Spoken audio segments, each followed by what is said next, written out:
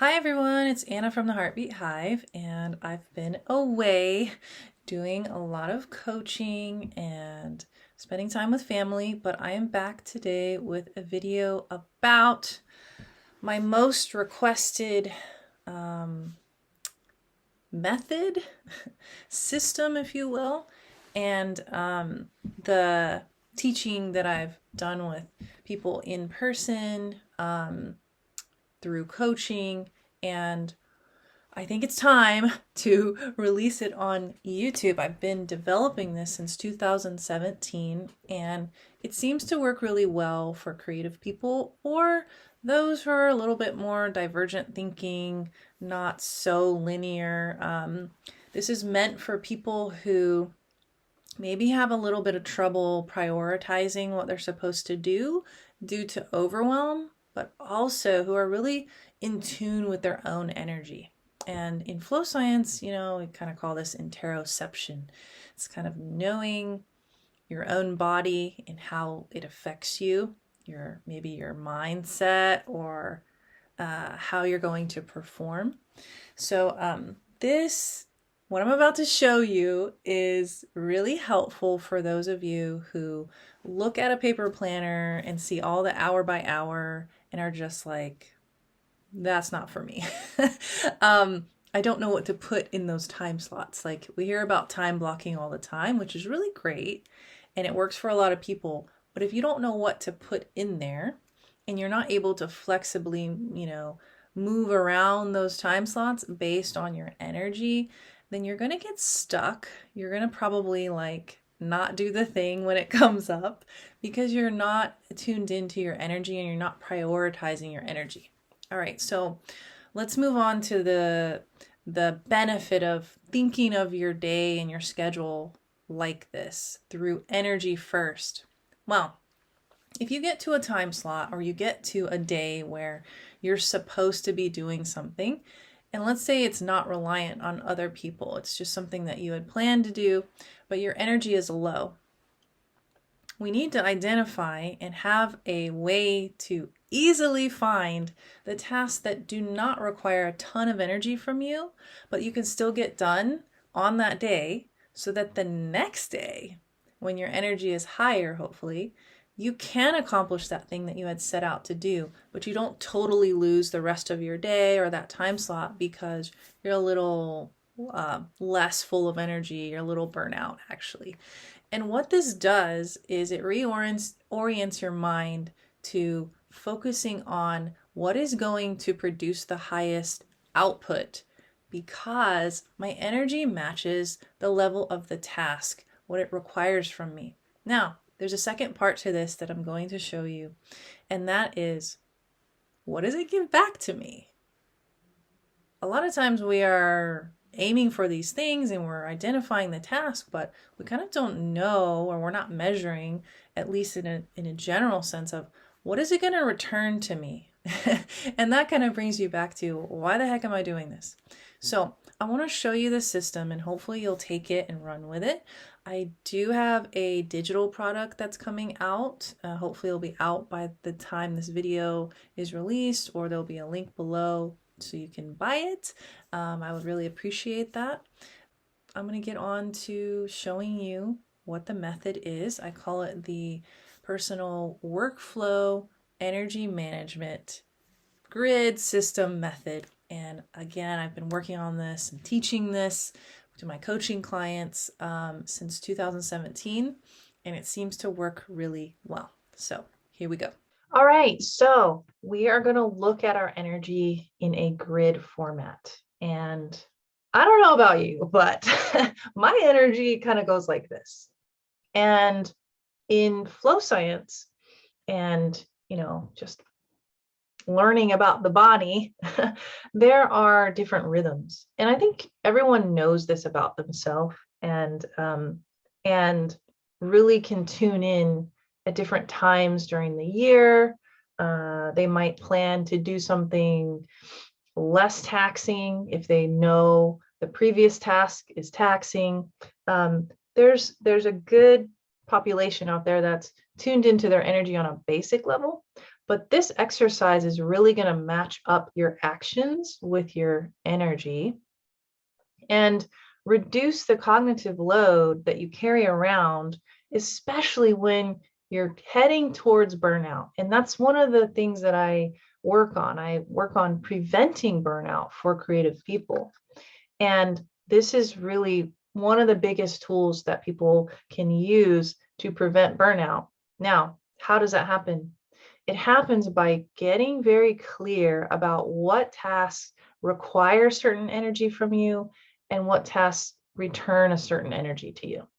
All right, so let's go to this grid here. All right, so here we have high requirement. Hopefully my handwriting is not too bad. High return. Okay, so you can call this ROE if you'd like. Then we have low requirement, high return. Okay, then we have high requirement, low return. And then we have low requirement, low return.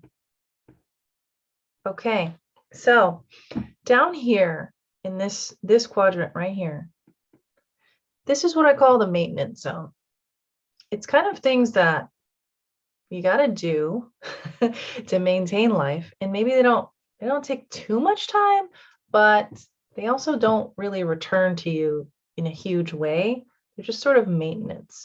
And the example that I really give that's very easy for everyone to identify with is cleaning the toilet. It only takes about 5 minutes. It really doesn't require a ton of effort, but it's nice to have, but it's not like, making your day most of the time. It just needs to be done. So I'm going to put that here as an example. Okay. Now, this quadrant right here is where you really want to be. You want to try to optimize and reverse engineer and figure out, how do we get things in this quadrant? The example that I like to give here would be invoicing. Okay, so usually it doesn't take that long if you have a template, if you know what to charge, and you know who you're sending the invoice to, and you have like email, right? So that can be a big return for you. Now, the return in this sense would be money. You can have things in these different quadrants that return emotional fulfillment in an emotional way, joy, relief. You can mark things in each quadrant based on that. But in my Google Sheet, which hopefully there's a link or it's coming soon, you can actually assign value like money or mark other components of the task. But for right now, we're just getting down the concept that there are tasks that take a certain amount of energy from us to perform, and they return something to us, whether monetary, emotional fulfillment, relief, whatever you want to say, peace of mind. All right, so invoicing is the example there. Now, for this quadrant, it requires a high energy from us, but it also gives us a high return. So the example I like to use for this is exercise. So it's kind of hard, but the return is pretty good. The benefits of exercising, right? Okay. So this could also be something like quality time with a loved one. You know that it kind of takes your full attention. Hopefully you're focused, and you need to block out distractions for that to give them that quality time. But the return is also really amazing. It's an investment in the relationship. All right, so here we go. This is, let me get my red pen out. This is the danger zone. Do not have a lot of things in this area. Why is this the danger zone? Well, we don't really want to put forward a huge effort, right? And not get a return. And this can come in the form of maybe trying to do a job that you know you can outsource, you know you can pay someone else to do, and you have the money. This can come in the form of energy vampires. So hanging out with people that drain you, that don't take your suggestions, that are always complaining, who never pick up the check. Just kidding, just kidding. So we want to make sure that we do not have a ton of items over here, because that means that something is not efficient, something has not been clarified. And that can also mean a boundary. Okay, so you have lunch with Larry and Larry drains your energy. You might say, you know what, Larry, I can't do lunch, but I can do coffee and I've got 1 hour. Whereas usually he's used to taking up 2 hours of your time, and there you go. You're like, oh my gosh, I can't do anything after this because Larry drained me. Okay. So all of this kind of works together to help you orient towards your energy. And from there, you can start to see, what can I do to prepare for the task? What does it actually return to me? Sometimes that would relate to, why am I doing this? Who am I hanging out with? Can I make something faster, more efficient so that it is a lower requirement from me? So that might be something like a template, okay, repeated process. So you could document that so that next time you do it, you don't have to think about what each step is.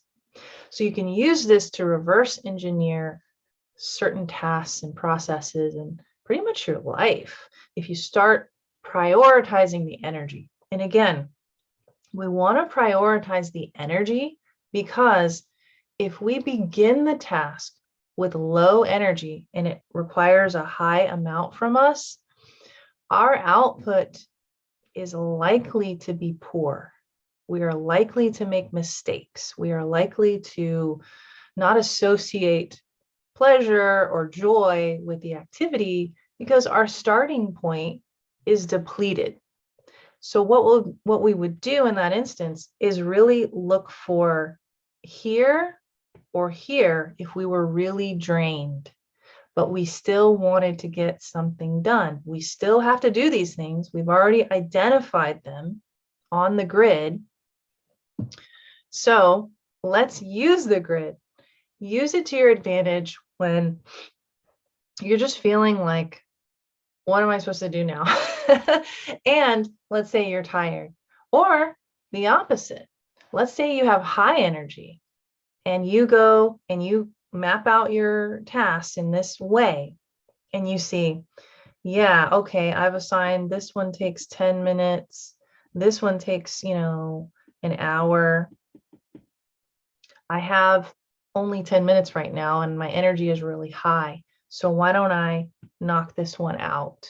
Then I get to see it go away from this list of things I've really identified by energy requirement and return that I would like to get done either today or this week. You can use this daily or weekly. So I hope that's been helpful for you. I really enjoy this method, and I noticed that it was, let me stop sharing my screen. I noticed that it was something that was missing from all the planners out there that I had. And as I was working with my Google Calendar, I was really confused about what to put in each time block if one, I didn't know what I was supposed to be doing. So that's why you kind of dump everything at first based on energy level. And then looking at the day. So for example, if I'm not exactly wide awake and alert and like cognitively super fast in the morning, then in the morning, I wouldn't put something that requires like a high mental requirement from me based on this list. I would choose something that was more maybe physical, didn't require interaction with other people, but it still needed to get done. So I would look in the other areas here that were not high requirement, and I would see, oh, well, I can get that done in that time slot. But remaining flexible, and the cool thing about, different calendars is that you can just move the event to a time later in the day or another day, depending on your energy. So I like to make sure that I understand my own energy flow, right? Matches the identified tasks and what they require from me so that I can maximize my workflow and maximize my my output so that I can just get things done and move on to more fun things in life. All right, well, that's it for now. I hope this has been helpful. You can find me on Instagram at Heartbeat Hive, and you can check out my website, heartbeathive.com, to learn more about my private coaching. Until next time, bye.